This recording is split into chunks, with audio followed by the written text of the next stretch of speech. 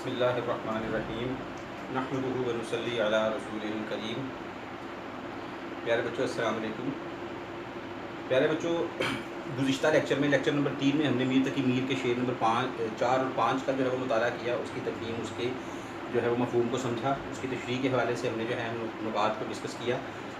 اس lecture number 4 میں ہم اب ڈسکس کریں گے شعر نمبر 6 اور 7 کو۔ اس طرح ہماری یہ جو غزل ہے اس کا آج انشاءاللہ اختتام ہو جائے گا۔ اس کے بعد اس کے مختصر سوالات اور جو MCQs وغیرہ ہیں وہ آپ لوگوں نے یاد کرنے ہیں۔ شعر نمبر 6، آتش غم میں دل بھنا شاید۔ آتش کہتے ہیں آگ کو، آتش غم، غم کی آگ، غم کی آگ میں میرا دل شاید جل گیا، بھن گیا، کیوں دیر سے بو کباب کسی ہے، کہ مجھے کافی دیر سے کباب کے بھننے کی جو ہے وہ بو آ رہی ہے۔ غموں کی آگ نے میرے دل کو جلا کر کیا کر دیا ہے، راکھ کر دیا ہے، کیونکہ مجھے دیر سے کباب کے جلنے کی، کباب کے بھننے کی بو آ رہی ہے۔ تو مفہوم کیا بنے گا اس کا عزیز طلباء؟ محبوب کی جدائی کے غم کی آگ، محبوب کی جدائی کے غم کی آگ اتنی شدید ہے کہ میرا دل ہی جل گیا ہے، کیونکہ دیر سے مجھے کباب بھننے کی بو آ رہی ہے۔ اچھا عزیز طلباء دیکھیں، پہلی چیز محبت۔ انسان کے بہت سارے جذبات ہوتے ہیں، احساسات ہوتے ہیں۔ انسان کے جتنے بھی جذبات ہیں نا، ان میں سب سے جو بنیادی جذبہ ہے، جو لطیف جذبہ ہے، وہ محبت کا ہے۔ محبت کا جذبہ انسان کے بنیادی جو جذبات ہیں ان میں اولین حیثیت جو ہے وہ رکھتا ہے۔ لیکن ہمارے ہاں کیا ہے کہ محبت کرنے والے جو ہی کسی کے دل میں یہ محبت جیسا لطیف جذبہ جو ہے وہ بیدار ہوتا ہے، تو پھر ہم کیا دیکھتے ہیں کہ دنیا جو ہے وہ اس کی کیا بن جاتی ہے، دشمن بن جاتی ہے۔ دنیا جو ہے وہ اس کے ساتھ دشمنی پر آمادہ ہو جاتی ہے، ٹھیک ہے۔ تو کیا کرتی ہے، طرح طرح کی پھر رکاوٹیں جو ہے وہ پیدا کرنے کی کوشش کی جاتی ہے۔ جب سے تو نے مجھے دیوانہ بنا رکھا ہے، سنگ ہر شخص نے ہاتھوں میں اٹھا رکھا ہے۔ تو کیا ہوتا ہے کہ پھر محبت کرنے والوں سے دنیا کی جو ہے وہ دشمنی جو ہے وہ ہمیں نظر آتی ہے، اور یہ جو دشمنی ہے پھر کیا کرتی ہے کہ یہ عاشق کو جو ہے وہ غم میں مبتلا کرتی ہے، اور کیونکہ محبوب کی جدائی جو ہے وہ اسے برداشت نہیں ہو پاتی، تو پھر دل جو ہے وہ کٹتا رہتا ہے، دل جو ہے وہ جلتا رہتا ہے۔ تیسری چیز دیکھیں، غم انسان کی شخصیت کو، انسان کی جو پرسنالٹی ہے اس کو خراب کر دیتا ہے، توڑ پھوڑ کے رکھ دیتا ہے۔ غم دو قسم کا نا، انفرادی ہو یا اجتماعی ہو۔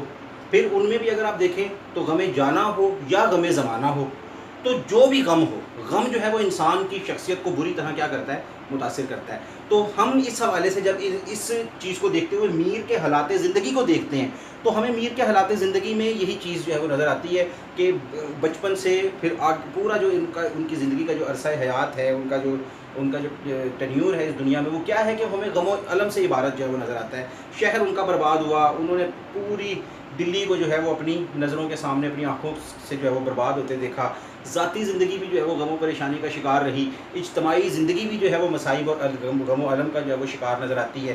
تو یہ جو غم ہے یہ کیا کرتا ہے، یہ انسان کی شخصیت کو ہر حوالے سے کیا کرتا ہے، برباد کر دیتا ہے۔ تو انسان جو ہے پھر اپنی محرومیوں کو، جس چیز کو اسے زندگی میں چاہا ہوتا ہے وہ نہیں ملی ہوتی، ان احساس محرومیوں کو لیتا ہے اور پھر ان کو اپنے دل میں جو ہے وہ بسا لیتا ہے، اور اس کی وجہ سے کیا ہوتا ہے کہ دل اس کا ہر وقت جو ہے وہ سلگتا رہتا ہے، جلتا رہتا ہے، اور یہ چیز کیا کرتی ہے کہ اس کو ہمیشہ پریشان جو ہے وہ رکھتی ہے۔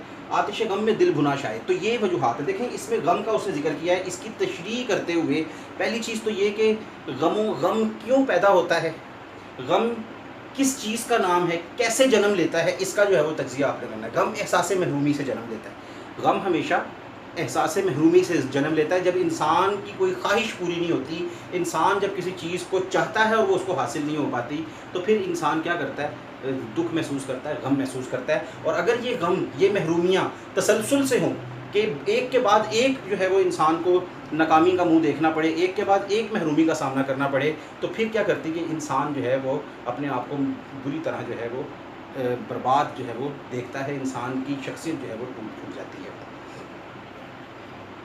تو اس کے اہم نکات میں بیٹے کیا کرنا ہے آپ لوگوں نے، پہلی چیز محبت کرنے والوں سے دنیا کی دشمنی یہ ازلی ہے، یہ ہم نے محبوب کے حوالے سے اس پہ بات کرنی ہے۔ پھر میں نے آپ کو بتایا غم انسان کی شخصیت کا جو ہے وہ دشمن ہے، غم انسان کی شخصیت کو کیا کرتا ہے، توڑ پھوڑ دیتا ہے۔ اس کے بعد کیا ہے، غم ہے کیا چیز، غم جو ہے وہ احساس محرومی سے جنم لیتا ہے، انسان چاہے وہ غم جانا ہو یا غم دوراں ہو، دونوں میں کیا ہے محرومی ہی ہے جو اس غم کو جنم دیتی ہے۔ اس کے بعد میں نے میر کے حوالے سے کہا کہ میر کے بھی اگر ہم حالات کو دیکھیں، کیونکہ شعر میر کا ہے، تو میر نے یہ شعر کیوں کہا؟ کیونکہ اس کے حالات زندگی دیکھیں تو وہ مسلسل جو ہے وہ ہمیں غم و الم کا جو ہے وہ شکار نظر آتے ہیں۔ حوالہ جات دیکھ لیں اس کے۔ جب سے تو نے مجھے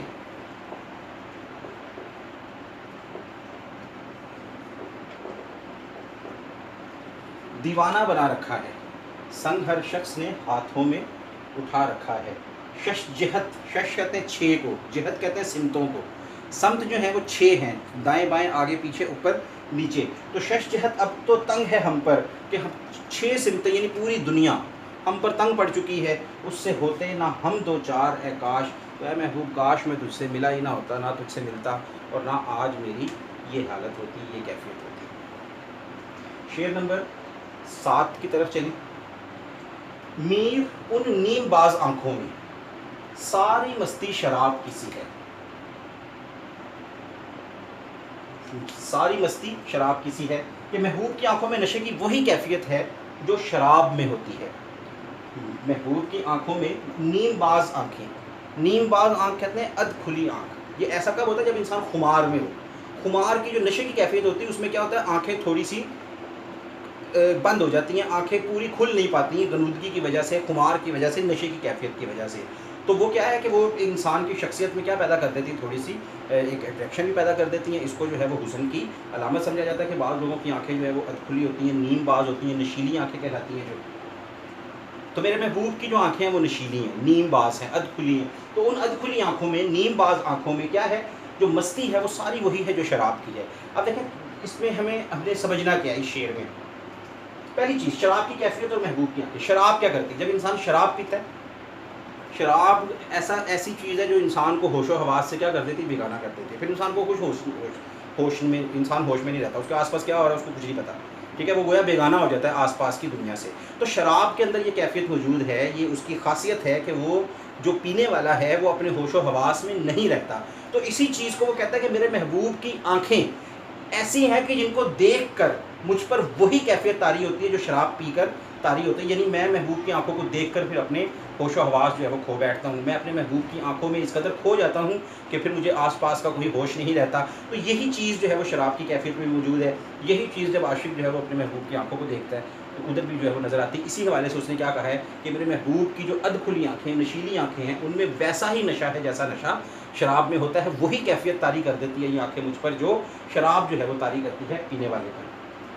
محبوب کی آنکھوں کی خوبصورتی کو، نشیلے پن کو جو ہے وہ بیان کیا گیا ہے۔ تو یہ چیزیں میں نے پچھلے بھی ایک شعر میں آپ سے کہا تھا جس میں اس نے لب کا ذکر کیا تھا، نازکی اس کے لب کی کیا کہیے، تو میں نے آپ سے وہاں پہ بھی کہا تھا کہ جو انسان جس سے بھی محبت کرتا ہے نا، وہ اس کی نظر میں بالکل بے عیب ہوتا ہے۔ وہ جو چیز انسان کو پسند آتی ہے وہ اس کو بے عیب لگتی ہے تو وہ پسند آتی ہے۔ تو ایک عاشق کے لیے اس کا جو محبوب ہے وہ ہر لحاظ سے خوبصورت ہوتا ہے۔ تو ہماری شاعری کی روایت میں یہ موجود ہے کہ شعراء جو ہیں وہ مختلف جو ہے محبوب کے سراپے کی مختلف کیفیات کو جو ہے وہ ذکر کرتے رہے ہیں۔ کہیں پہ آپ نے دیکھا ہے کہ محبوب کے گلابی جو ہے وہ رخسار کی تعریف نظر آئے گی، کہیں پہ اس کے دانت کی تعریف نظر آئے گی، کہیں پہ اس کے ہونٹوں کی تعریف، کہیں پہ اس کی جو ہے وہ زلفوں کی، کہیں پہ اس کے قد و قامت کی تعریف نظر آتی۔ تو یہاں پر میر نے جو ہے وہ محبوب کی آنکھوں کو موضوع بنایا ہے کہ میرے محبوب کی جو آنکھیں ہیں وہ انتہائی خوبصورت ہیں، انتہائی نشیلی ہیں، اور جو ہی میں ان کو دیکھتا ہوں تو مجھ پر بالکل ایسے ہی کیفیت طاری ہوتی ہے جیسے شراب پی کر انسان بے خود ہو جاتا ہے اور اس کو خبر نہیں رہتی کسی چیز کی۔ حوالے کے اشعار دیکھ لیں، اس کے حوالہ جات جو ہیں،